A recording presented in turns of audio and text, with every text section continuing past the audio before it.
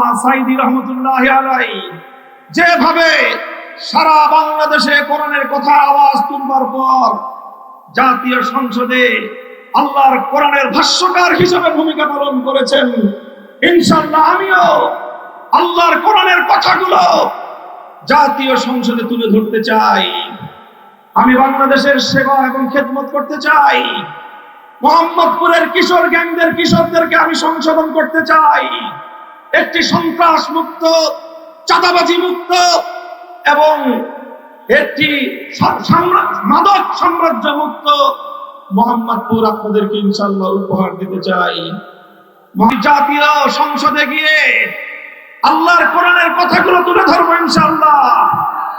আল্লামা সাঈদী রাহমাতুল্লাহি আলাইহি যেভাবে সারা বাংলাদেশে কোরআনের কথা আওয়াজ তুলবার পর জাতীয় সংসদে আল্লাহর কোরআনের ভাষ্যকার হিসেবে ভূমিকা পালন করেছেন, ইনশাআল্লাহ আমিও আল্লাহর কোরআনের কথাগুলো জাতীয় সংসদে তুলে ধরতে চাই।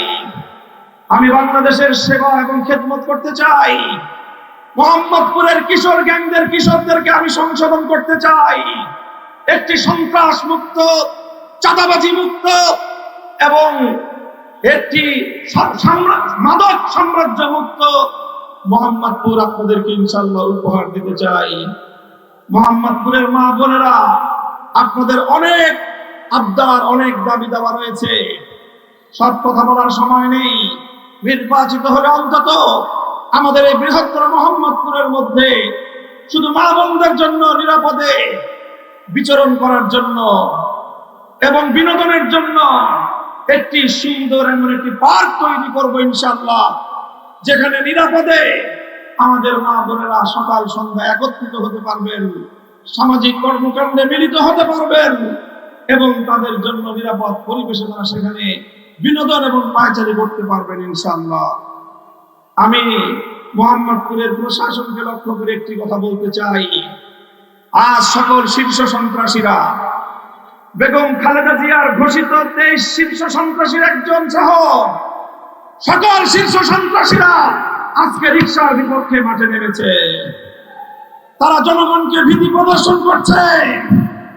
এই সকল শীর্ষ সন্ত্রাসীরা যারা জেলে বন্দী থাকার কথা, তারা আমার মোহাম্মদপুরে এসে আমার ভোটারদেরকে ভীতি প্রদর্শন করবে, এই দৃশ্য আমরা দেখতে চাই না।